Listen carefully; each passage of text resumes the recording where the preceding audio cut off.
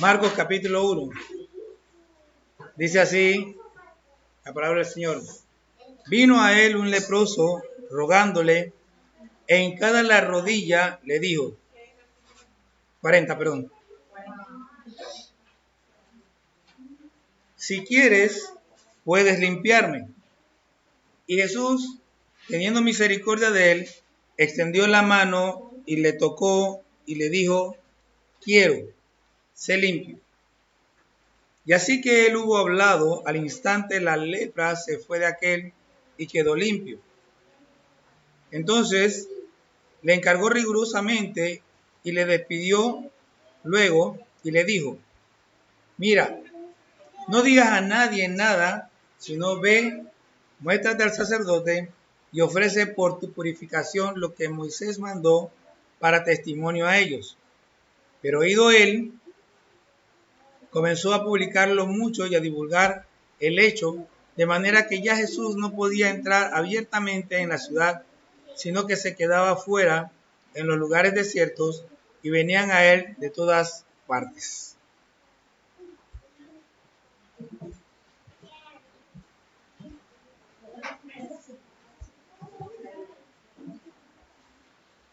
Al mensaje de hoy luego intitulado Más grande que tu pecado.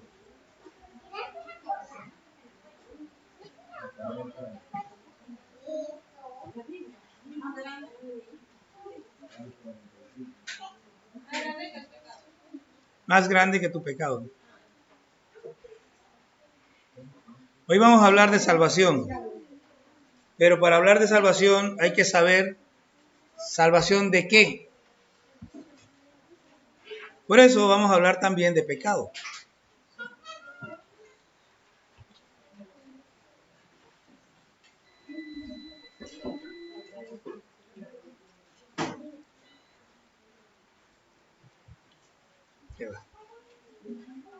Bueno, ojalá y venga la luz porque nos vamos a quedar sin cara.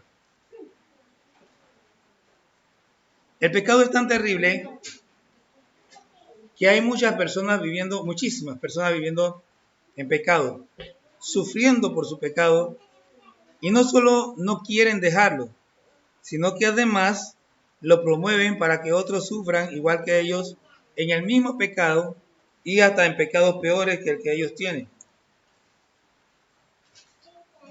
Algunos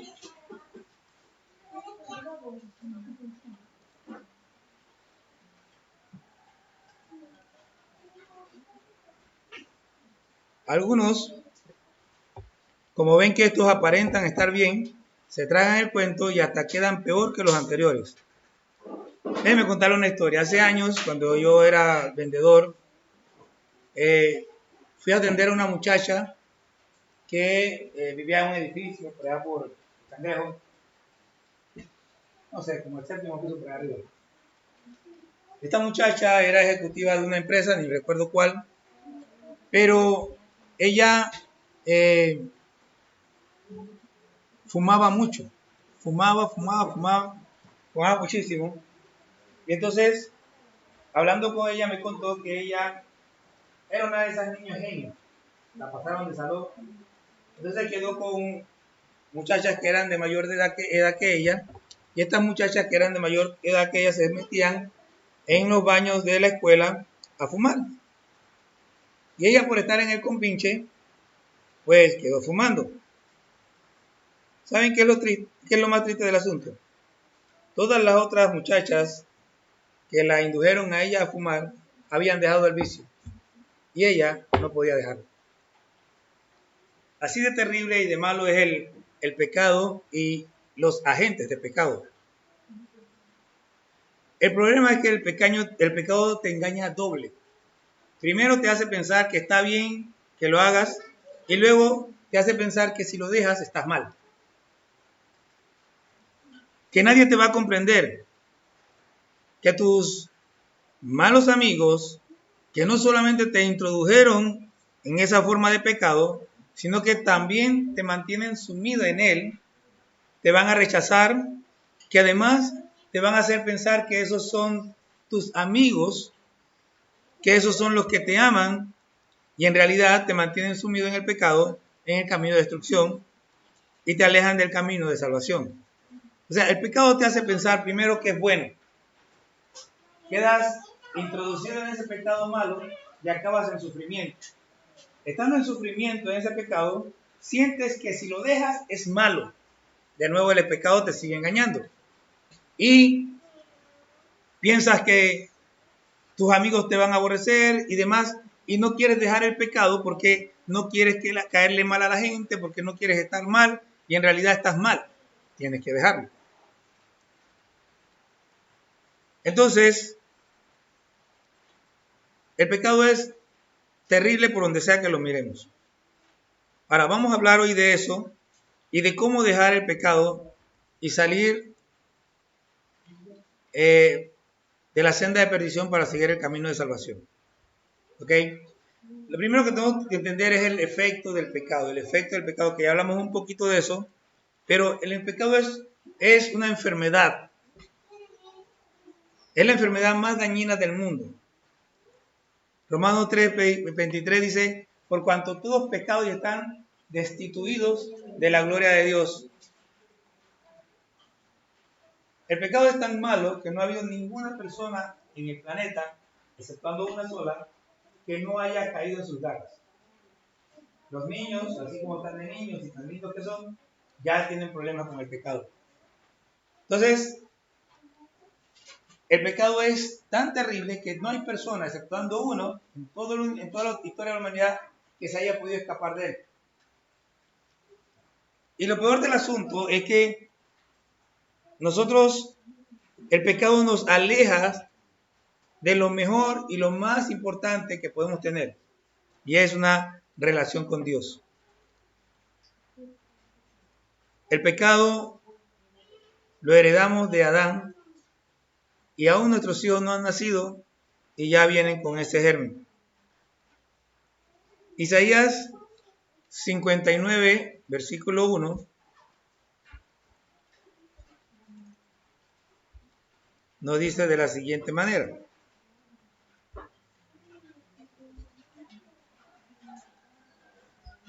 Dice, he aquí que no se ha cortado la mano de Jehová, ¿para qué? Para salvar, ni se ha agravado su oído para oír. O sea, Dios, su mano sigue siendo suficientemente fuerte para alcanzarte y salvarte. Y su oído está presto para escuchar tu clamor. Pero vuestras iniquidades han hecho división entre vosotros y vuestro Dios, y vuestros pecados han hecho ocultar de vosotros su rostro para no oír.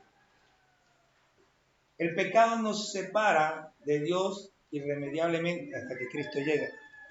O sea, si nosotros estamos viviendo en pecado simple y sencillamente, no podemos acercarnos a Dios, no podemos agradar a Dios, no podemos ni siquiera entender ni un poquito de lo que Dios dice.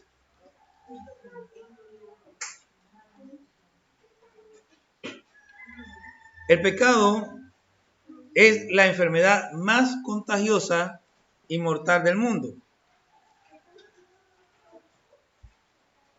En Romanos 5:13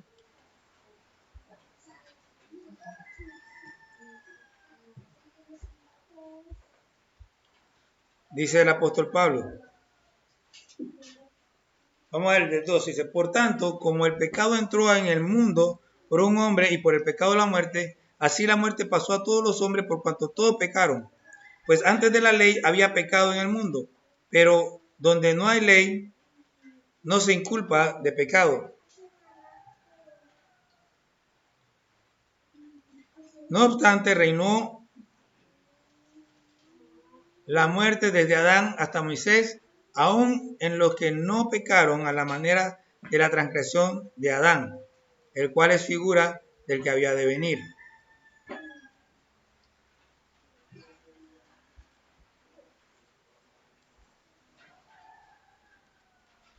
Entonces, el pecado entró en el mundo por un hombre y por el pecado la muerte.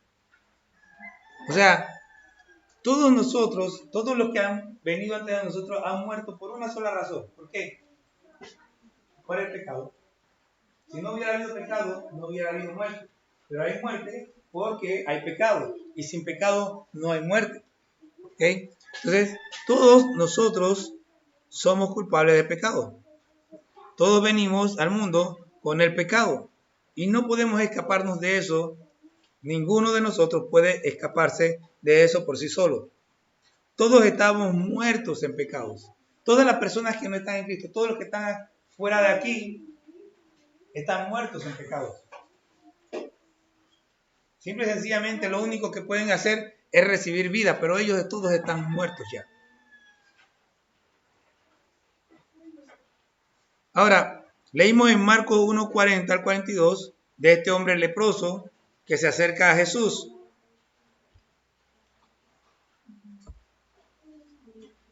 Y aquí es donde nosotros tenemos que entender este asunto. Primero tenemos que entender qué es la lepra. La lepra es una enfermedad contagiosa que es símbolo del pecado. ¿Por qué? Porque primero es una enfermedad contagiosa. En el tiempo de Jesús, en el tiempo de Jesús y antes de Jesús, esa enfermedad no tenía cura. Igual que el pecado, que es contagioso y que no tiene cura. No tenía cura la lepra, no había manera de sanar la lepra de nadie. La gente dice en el mundo, hay remedios para todo menos para la muerte. Bueno, mientras ellos estén fuera de Cristo, ese dicho en ellos es verdad. Entonces, la lepra te va destruyendo poco a poco. La ley decía que las personas leprosas tenían que cubrirse y andar por ahí. Y si, por ejemplo, venía un leproso por ahí caminando tranquilamente, y de repente el hermano Dionisio se asoma a la puerta y él ve al hermano Dionisio que tiene que cubrirse y gritar, inmundo, inmundo, para mantener a la gente alejada de él. El pecado te separa. El leproso quedaba separado de su familia, separado de sus amigos, separado de toda la sociedad y quedaba totalmente aislado. Eso es lo que pasa con todo ese poco de hombres y mujeres que usted ve por ahí por la calle. Es su pecado. Es como la lepra. Quedan aislados de todos y quedan separados de todos. Y solo pueden reunirse al final con leprosos igual que ellos. Es lo que pasa con esos 10 leprosos en Lucas. Eran 10 y todos estaban leprosos porque no podían reunirse con nadie que no estuviera leproso. Asimismo usted ve que la gente en la calle, los que no andan solos, andan con gente pero que son en la misma condición que ellos. Son leprosos. Entonces, la lepra, como le dije, no tenía cura. Si usted hay todo un capítulo en Levítico 13 donde habla de la lepra y el tratamiento con la lepra y qué hay que hacer con la lepra. Bien, este hombre es un ejemplo. Él hizo lo que todo hombre debe hacer con referencia al pecado. Él dio 3 pasos. 3 pasos dio. Dice, vino a él un leproso. Lo primero que tiene que hacer una persona para poder limpiar su pecado es que tiene que acercarse a Jesús. El leproso se acercó a Jesús. Mire, déjeme explicarle porque quizá usted no entiende esto. Acuérdese que le acabo de decir que él tenía que cubrirse y estar inmundo, inmundo. Él no podía acercarse a la gente. ¿Eso qué provocaba? Provocaba un problema de lo que nosotros llamamos autoestima. Esa gente se sentía miserable. Y ellos, era muy difícil que un leproso tuviera el valor de acercarse porque la gente lo despreciaba. Se alejaban de él, se quitaban de él. Pero él sabía que tenía una necesidad y sabía quién podía suplir su necesidad. El problema de la gente es que no entienden que el único que puede limpiar su pecado es Jesús. Están sufriendo, están pasando problemas. Algunos se sienten cómodos con su pecado, pero aún así saben que están en pecado y no lo quieren dejar porque tienen que acercarse a Jesús para eso. Entonces, este leproso, entendiendo que el único que podía sanar su lepra era Jesús, se acercó a él. ¿Ok? Lo segundo que hizo es rogándole. Le rogó. Mire, es muy tonto que uno esté en problemas y se haga el orgulloso.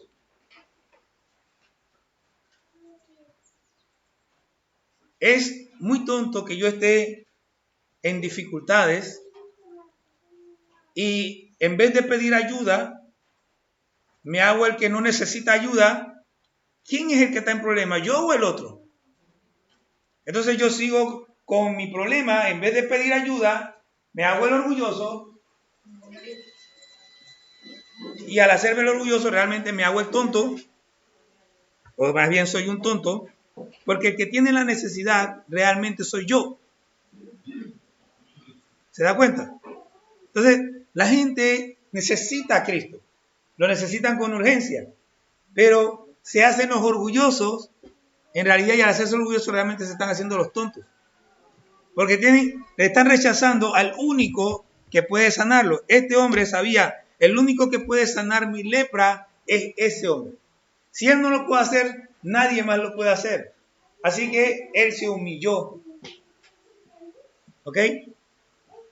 Lo primero es, tiene que acercarse a Jesús. Jesús dijo claramente, el que a mí viene, yo no le echo fuera. Segundo, usted tiene que humillarse, tenemos que humillarnos ante él.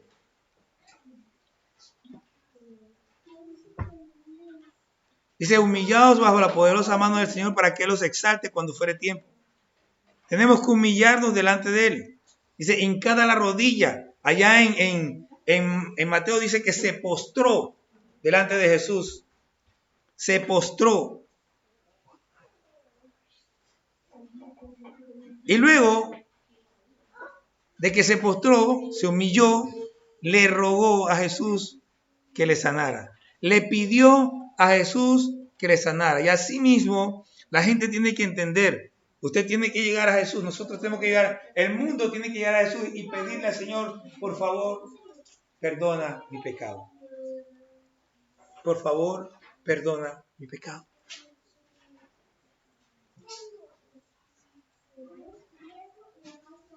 No hacer eso es lo más tonto que hay en el planeta. El problema es que la gente tiene la mente cauterizada, embotada, han sido engañados, y como están engañados no pueden ver la verdad. A todos nos pasa en algún momento que nos dicen una mentira y la creemos como verdad, y bueno, porque lo dijo fulanito, sutanito. En estos días escuchaba a un pastor, no sé dónde sacó la fuente, es un pastor que él investiga bastante bien y todo lo demás. Jesús dijo que era más fácil pasar un camello por el ojo de una aguja que un rico se salvara. Entonces, hay pastores que dicen que en el muro de Israel había una puerta estrecha que se llamaba el ojo de la aguja, que por ahí los camellos tenían que pasar agachados y no sé qué, no sé cuándo. Y hay otros que dicen, eso es mentira, esa puerta nunca existió. Esa puerta nunca existió. Pero nosotros, por no investigar, somos engañados y nos creemos la mentira y seguimos repitiendo la mentira una y otra vez. Escuché a un líder de la iglesia una vez decir, en la Biblia dice, ni las hojas de los árboles se mueven si no es por su poder. Eso lo dijo Mahatma Gandhi, es lo que escuché últimamente. Pero yo sé algo, aunque no lo haya dicho Mahatma Gandhi, la Biblia no lo dice. Y repetimos y así somos engañados una y otra vez al estar diciendo y repitiendo cosas sin investigar correctamente qué es lo que es. El mundo es engañado porque simple y sencillamente cree lo que quiere creer. Es más fácil creer que Jesús se refería a una puerta existente donde los camellos pasaban, aunque incómodos, pero pasaban, que creer que Jesús se estaba refiriendo al ojo de una aguja.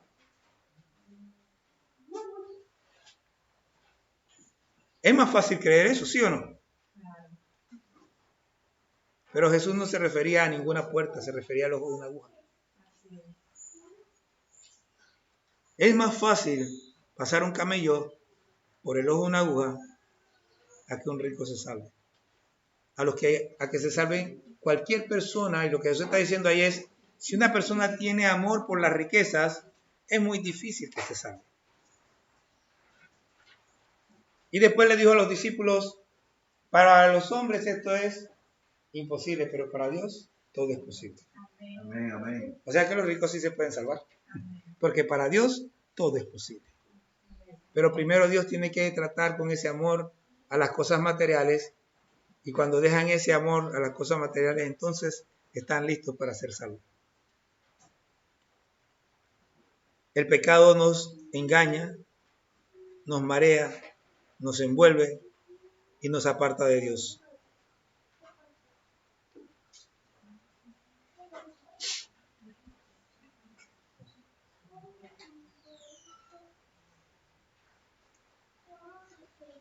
Todo el que se acerca a Dios en humildad alcanzará misericordia. Este pasaje aparece en Marcos, en Lucas y en Mateo. Pero escogí el de Marcos por esta expresión. Dice, y Jesús teniendo misericordia de él. Eso no aparece ni en Mateo ni en Lucas. Y eso es lo que usted tiene que entender. Jesús es misericordioso. Amén. Mire, cuando dicen, por ejemplo, que Dios ama a todo el mundo, lo cual no es del todo falso. Pero el problema con eso que yo siempre hallo es que yo, como les he dicho muchas veces, yo escucho con los oídos, pero también con los ojos. Yo escucho hasta con la piel. Yo trato de sentir lo que la persona está sintiendo. Claro, obviamente tengo mis limitaciones. Yo no soy Cristo, pero mis limitaciones. Pero yo trato de sentir lo que la persona está sintiendo cuando dice eso. Y generalmente las personas están hablando del mismo amor mundano, de sentimiento. Y Dios no ama de esa manera. Dios no tiene ese amor de sentimiento. No, el amor de Dios es un amor con propósito. Es un amor que tiene una razón de ser. Él no nos ama simplemente porque somos lindos. Ay, te vi que me gustó el cosa de Enrique, qué linda. No.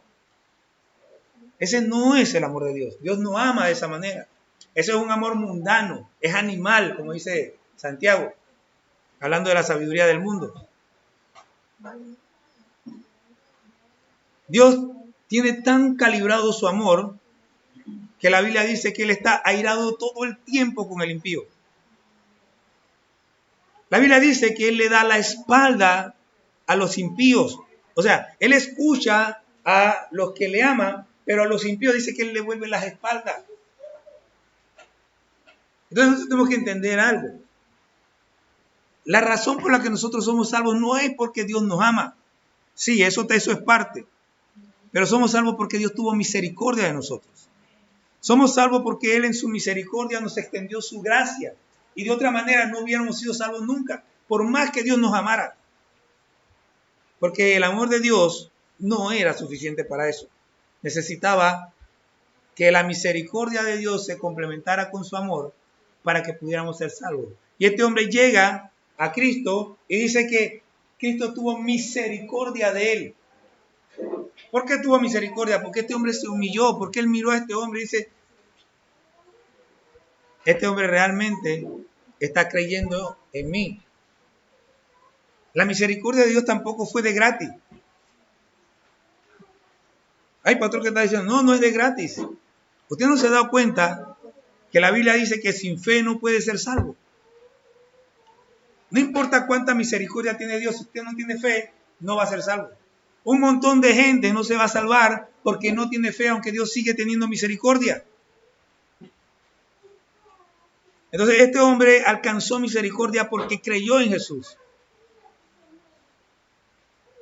Y Jesús hizo algo que nadie en el planeta Tierra hubiera hecho jamás. Extendió su mano y lo tocó. Bácala.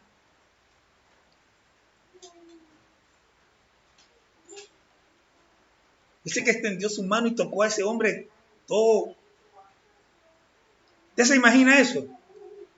Porque yo me imagino a los que estaban alrededor de Jesús así, ¿qué va a hacer este hombre? Dice que extendió su mano y tocó al leproso. Piensen en algo. Él, el leproso, debía tener su manto, debía cubrirse y gritar inmundo, inmundo. ¿Sabe para qué? Para que la gente se mantuviera alejada de él. Pero Jesús no solo no se mantuvo alejado, lo tocó. Ahora yo quiero que ustedes comprendan algo. Dice que extendió su mano y le tocó y dijo, quiero ser limpio. Y Jesús quiere limpiar el pecado de todos nosotros. Él quiere limpiar el pecado de todos los que están allá afuera, pero ellos necesitan creer en Jesús. Si no creen en Jesús, sus pecados nunca serán perdonados. Ellos nunca serán limpiados. Solamente el que cree tiene sus pecados perdonados. Pero mire este asunto. Dice, y así que hubo hablado, al instante la lepra se fue de aquel y quedó limpio. Y yo quiero que usted comprenda algo, porque aquí es donde esto es lo que Dios puso en mi corazón y que quiero que usted entienda. Jesús dijo que cómo puede un hombre entrar en la casa del hombre fuerte y sacar sus bienes si no le ata primero. Y entonces podrá entrar y sacar los bienes. ¿Ok? ¿Quién puede atar a un hombre fuerte? Uno más fuerte. ¿Quién puede agarrar a un hombre grande? Uno más grande. ¿Sí o no? Entonces, tu pecado es grande. Tu pecado es grande. La lepra de este hombre era grande, pero Jesús es más grande. Amén, amén. Jesús puede limpiar pecado de cualquiera. No importa el tamaño del pecado, no importa cuán grande ha sido su maldad, no importa cuántas veces lo haya hecho, no importa qué tan arraigado lo tenga. Si la persona se arrepiente, se humilla, Jesús perdona el pecado. Gloria a Dios. Ahora, tenemos que entender qué significa esto de que Jesús perdona el pecado, porque, como le dije, Jesús es más grande que el pecado. ¿Ok? Entonces, veamos lo que dice Romanos 3, del versículo 20 al 26.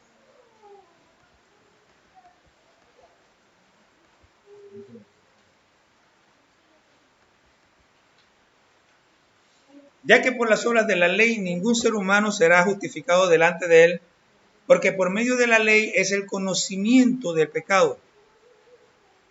Pero ahora, aparte de la ley, se ha manifestado la justicia de Dios, justificada por la ley y por los profetas. Testificada por la ley y los profetas. La justicia de Dios por medio de la fe en Jesucristo.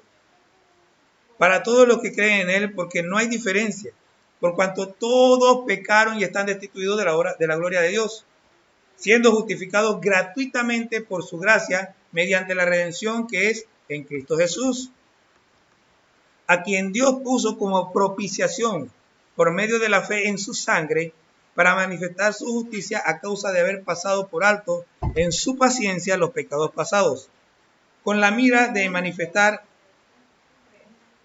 en este tiempo su justicia, a fin de que Él sea el justo y el que justifica al que es de la fe de Jesús. ¿Ok? Aquí está bastante claro, ¿verdad? Que no se puede ser salvo sin fe, ¿se da cuenta? Él justifica al que es de la fe de Jesús. El que no es de la fe de Jesús no es justificado. ¿Ok? Ahora, no importa cuán bueno usted sea, no importa cuánto cumpla la ley, usted puede cumplir los 10 mandamientos de pe a pa, del 1 al 10º. No importa cuánto lo haga sin Jesús, usted no puede ser salvo. No puede ser justificado. Nadie es salvo por hacer cosas buenas. Nadie es salvo por cumplir la ley. No se puede, la ley no salva a nadie. La ley lo único que hace es mostrarte, así abrir tus ojos y mostrarte tu pecado. Eres pecador porque estás infringiendo la ley. Para eso existe, pero no para salvar. La ley no puede salvar a nadie. Entonces, eso es lo que dice el versículo 20. Ya que por las obras de la ley, ningún ser humano será justificado delante de él. No hay manera. Mire lo que dice Tito 3:5.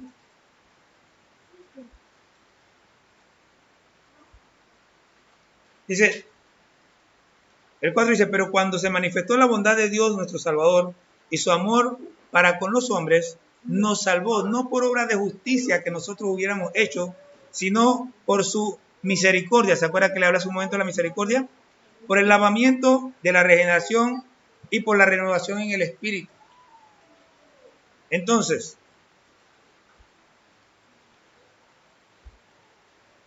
no somos salvos ni seremos salvos jamás por cumplir la ley. Eso no va a pasar. Tiene que entrar en juego la misericordia de Dios. Entonces dice, pero ahora, aparte de la ley, se ha manifestado la justicia de Dios, testificada por la ley de los profetas. O sea, la justicia de Dios no fue algo que apareció de que de repente llegó la justicia de Dios. No, ya la ley y los profetas venían hablando de eso. Ya eso se había dicho anteriormente y estaba escrito. Entonces dice, la justicia de Dios por medio de Jesucristo, para todos los que creen en Él, porque no hay diferencia. Versículo 24, siendo justificados gratuitamente por su gracia, mediante la redención que es en Cristo Jesús. Y quiero que observe lo que dice aquí. A quien Dios puso como propiciación por medio de la fe en su sangre, para manifestar su justicia a causa de haber pasado por alto en su paciencia los pecados pasados. Quiero que entendamos esto, porque estas cosas tenemos que aprenderlas para no estar repitiendo lo que repiten todos por ahí de manera... ¿Ok? La sangre de Cristo se derramó única y exclusivamente para perdón de los pecados. Cuando usted oye hablar de el poder de la sangre es el poder de limpiar nuestros pecados. El poder de la sangre no es el poder de echar fuera demonios, de sanar enfermos, de atar perros, de nada de esas cosas. La sangre no nos hace invisible al enemigo, no es un manto de invisibilidad. Lo que hace la sangre es que cuando nosotros creemos en Jesús, cuando nosotros creemos en el sacrificio de Jesús en la cruz, esa sangre obra en nosotros para limpieza, para quitarnos del pecado que tenemos y para ayudarnos a no seguir pecando. Es una limpieza completa. Por eso es que ella en primera de Juan 1.9 dice que si nosotros confesamos nuestros pecados, Dios es fiel y justo para perdonar nuestros pecados y limpiarnos de toda maldad. Y limpiarnos de toda maldad. ¿Qué maldad?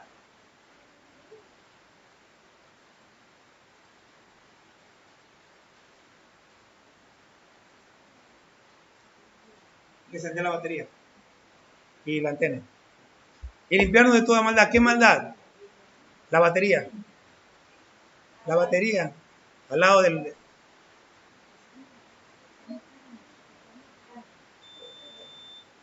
Ahora la antena.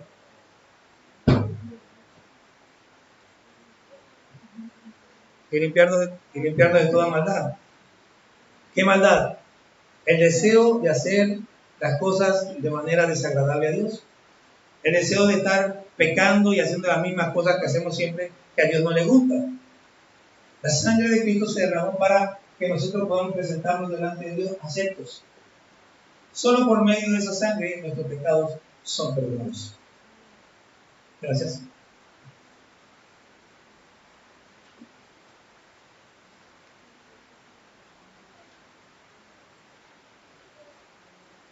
Dice, con la mira de manifestar en este tiempo su justicia, a fin de que Él, Jesús, sea el justo y el que justifica al que es de la fe, hablando de Dios, sea el justo y el que justifica al que es de la fe de Jesús. Somos justificados por creer en Jesús. Ahora, volvamos al tema.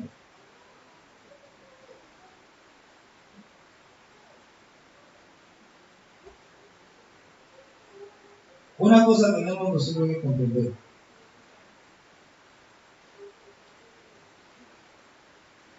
Cuando Jesús nos limpia de pecado, nos limpia. Debe reforzarse. Cuando Jesús nos limpia de pecado, simplemente nos limpia. La Biblia dice que al que el Hijo libertare será verdaderamente libre. ¿Qué significa verdaderamente libre? El que es verdaderamente libre no puede volver a ser esclavo porque es simplemente libre. Ya. Entonces, tenemos que comprender algo. Sí, la Biblia dice al que persevera, el que perseverará hasta el fin será salvo. Sí, la Biblia dice eso. La Biblia dice de muchas maneras y de muchas formas que tenemos que ir hasta el fin. Pero eso no está hablando de la perdición del alma. Nos está indicando, nos está diciendo, los salvos son los que llegan hasta el fin. Pero usted tiene que comprender algo. La Biblia le está dando una oportunidad de que usted se examine, de que usted se dé cuenta cómo anda, de qué es lo primero y lo principal en su vida, de qué es lo más importante. Me decía mi hermano algo que ya yo había, con lo que yo había batallado muchos años antes. No, que si le decimos a la gente que la salvación no se pierde, entonces la gente va a vivir como quiera. Mire, nosotros lo que tenemos que hacer es enseñar la verdad y la gente que haga lo que quiera hacer. Si la Biblia enseña que la salvación no se pierde, eso es lo que tenemos que enseñar. Y si la Biblia enseña que la salvación no se pierde, eso es lo que tenemos que enseñar. Pero hemos enseñado claramente que los que se pierden es porque nunca fueron salvos. Y hemos enseñado también claramente que cuando una persona dice ser salvo y vive como perdido, es porque está perdido, no porque es salvo. Que puede venir todo lo que quiera a la iglesia, puede estar aquí todo el tiempo, pero si allá afuera es un mentiroso, está perdido. Si es un fornicario, está perdido. Usted no es salvo por hacer la oración de fe, usted es salvo por arrepentirse de sus pecados y seguir a Cristo. Eso es lo que salva. Nosotros nos hemos engañado mucho tiempo pensando, ay, es que fulanito hizo su oración de fe. No, eso no lo hace salvo. Vaya a su Biblia y lea. Y verá lo que es ser salvo. Vamos a ponérsela fácil, el texto más sencillo. Pablo, en la prisión de Filipos, la cárcel tiembla, las cadenas se rompen, el centurión se quiere matar, y Pablo le dice, no te mates, que aquí estamos todos, y él pregunta, ¿qué tengo que hacer para ser salvo? Haz la oración de fe. No, cree en el Señor Jesús y serás salvo tú y tu casa. Listo. Pedro, hermanos, ¿qué haremos? Arrepentidos y bautícense para perdón de pecados. ¿Cómo vamos a saber si son salvos? ¿Cómo vamos a saber si son salvos? Por sus frutos los conoceréis. Una persona que es salva no es salva por hacer una oración de fe. No es salva por venir a la iglesia. El fruto, cuando usted es salvo, usted, su anhelo, su deseo es agradar a Dios. Y cuando uno ve a una persona que quiere agradar a Dios, que está tratando de vivir para Dios, que se está esforzando por hacer las cosas que haga Dios, que vive todo el tiempo pensando en qué hago, cómo ayudo y cómo sé qué, y que sabe que lo que tiene, todo lo de él es para Dios, entonces usted sabe que esa persona es de Dios. Ahora, si usted ve una persona que viene a la iglesia, que se habla muy bonito, que se siente muy bien, pero le cuesta, todo le cuesta, que no levanta ni un dedo para ayudar a nadie, que le cuesta meterse la mano en el bolsillo y soltar un rial, que su vida es esa persona y su familia. Bueno, no le voy a decir que está perdido, pero no estoy seguro de que sea salvo. El cristianismo es darse, es como el amor. El cristianismo es amor, y el amor, como he dicho muchas veces, no es algo que se recibe, es algo que se da.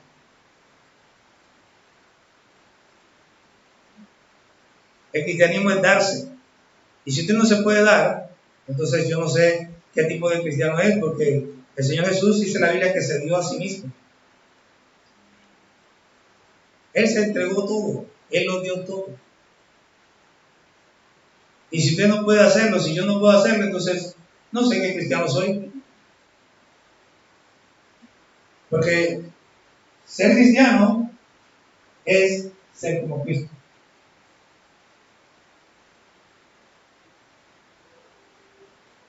Todos, sin excepción, pecamos. Ninguno está libre de pecado. Y la Biblia dice que la paga de pecado es muerte. Por lo tanto, todos estábamos muertos y íbamos en camino de muerte. Déjenme repetir eso para que no sea tan confuso.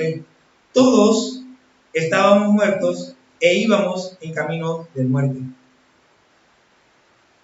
El pecado es la enfermedad más terriblemente mortífera que existe o haya existido en la historia de la humanidad. Y cuando hablo de enfermedad, no piensen que es una enfermedad común como cualquiera que da. Es una enfermedad hereditaria. Nadie puede, ni siquiera póngase todos los pañuelos en su casa, vístase así como el niño de la burbuja de plástico, póngase un chaleco especial de astronauta, no importa lo que haga, no puede evitar que el pecado le toque. No hay manera de evitarlo.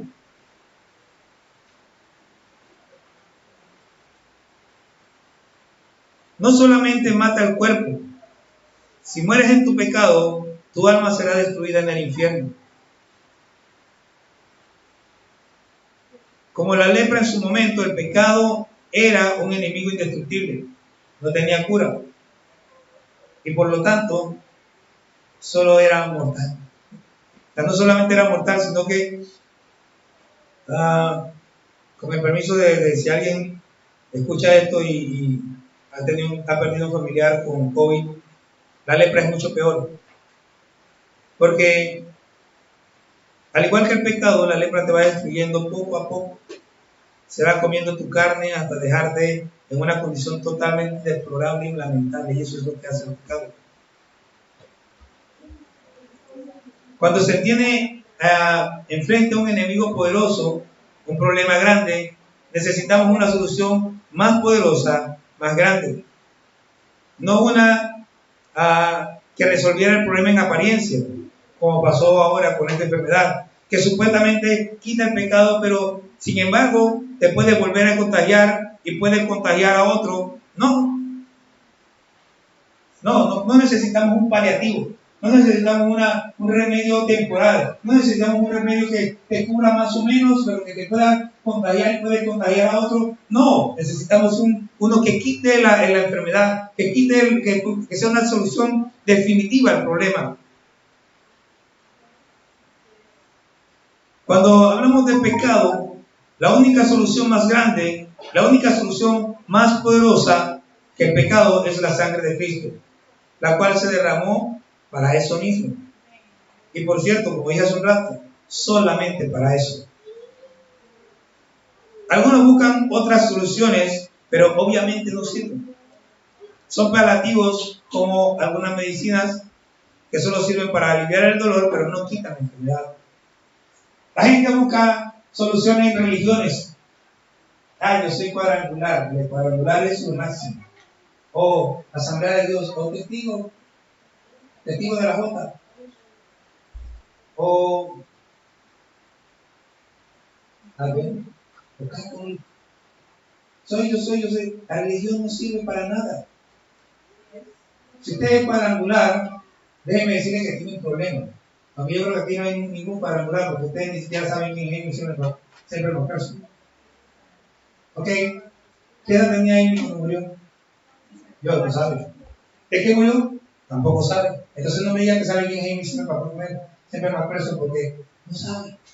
Usted sabe que una vez Amy siempre más preso estaba en una campaña, estaba sentada, y vinieron unos muchachos y empezaron a aventar piedra a la campaña. No sabe, ¿verdad?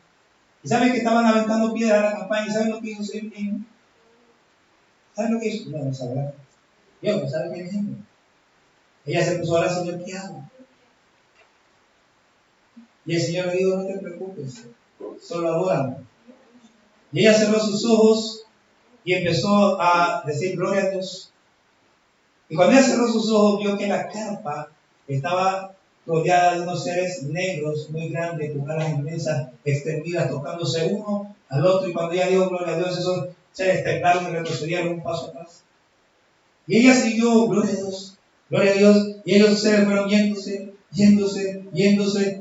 hasta que ya no se veían, y cuando desaparecieron, empezaron a aparecer ángeles, acercándose a la carpa, hasta que los ángeles rodearon todas las carpas, y los muchachos que estaban tirando piedras quedaron dentro de las carpas y algunos se convirtieron. Esa es una sola parte de la vida de Iglesia Pentecostés. Es así. Ahora, también, usted sabe quién es Iglesia Pentecostés. ¿Sabe quién es Arturo Edwards? ¿Quién fue Arturo Edwards? ¿Saben lo que hizo Arturo Edwards? ¿Saben cómo vino a Panamá sin siquiera hablar el idioma? ¿Saben que tenía 40 y pico de años cuando se convirtió en misionero y vino a Panamá a traer el evangelio? ¿Saben que vino con toda su familia, su esposa y sus 3 hijos? ¿Saben que iban por el interior aventando literatura cristiana y que ocurrieron muchos milagros con esa literatura? No, no es cuadrangular.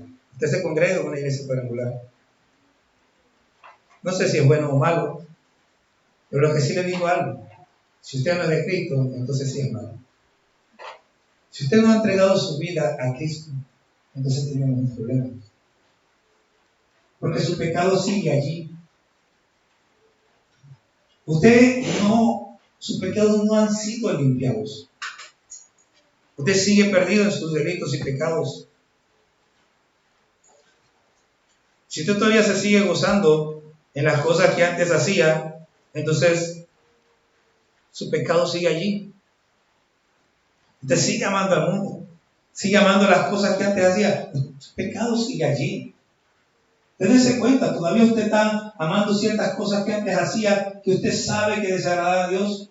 No porque fueran malas, a veces ni siquiera son del todo malas. Lo que pasa es que usted le está dando el lugar a esas cosas, el lugar de Dios se le está dando a esas cosas, desagradando a Dios. A veces las cosas que hacemos no son malas, las hacemos malas dándole un lugar que no le corresponde.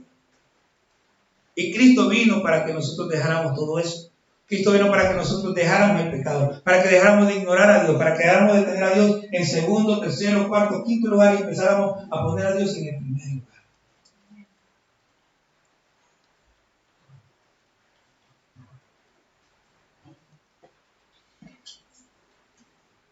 Todo el que oye este mensaje y no lo ha hecho, haría bien en hacer como hizo el leproso.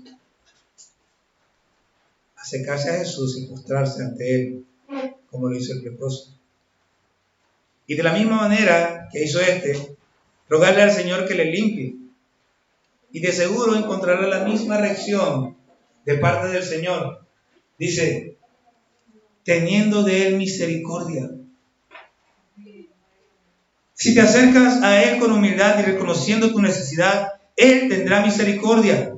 Y como en el caso del leproso, extenderá su mano para mostrarte su amor y te limpiará de tu pecado. Pero tienes que acercarte a Él. No creas que porque vienes aquí, eres salvo. Mira tus frutos. Mira qué estás haciendo, qué es lo que mueve tu vida.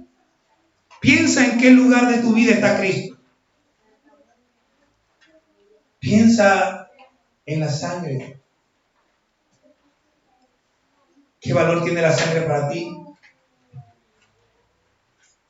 ¿En qué lugar tienes al Señor? ¿De verdad ya fuiste a Él y te humillaste delante de Él y le pediste que perdonara tus pecados? ¿De verdad? ¿De verdad ya fuiste a Él creyendo que Él es el único que puede perdonar? ¿Ya aceptaste el perdón del Señor? ¿Lo aceptaste en verdad? ¿Ya renunciaste a todo por seguirlo a Él? ¿Ya lo hiciste en verdad? Porque te digo algo, el Señor no está negociando contigo, ni lo está haciendo conmigo ni con nadie. Con Él no podemos llegar a que, Señor, sí, no. Ya Él puso la condición, ¿la aceptas o la dejas?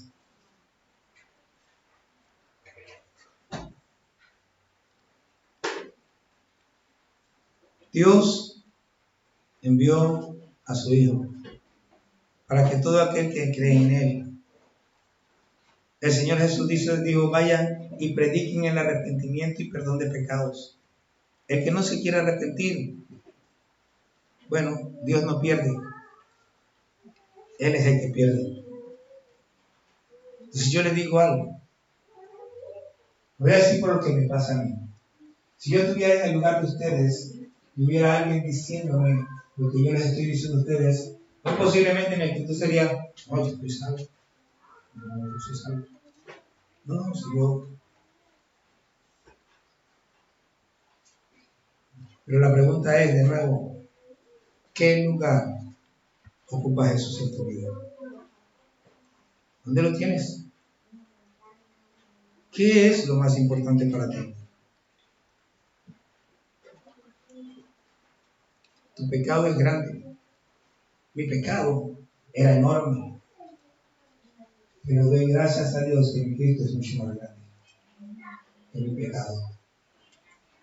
Y con el tamaño del Señor, cuando me acerqué a Él, mi pecado fue quitado. Porque Él es más grande que mi pecado y es más grande que el tuyo. Así que tienes una oportunidad todavía hoy mientras respiras de que tus pecados sean perdonados. Es tiempo de que te arrepientas. Padre, te damos gracias por tu amor y misericordia. Gracias por tu bondad. Gracias, Señor, porque en verdad, sin Cristo, nosotros estaríamos muy perdidos. Pero tú nos amaste, Señor,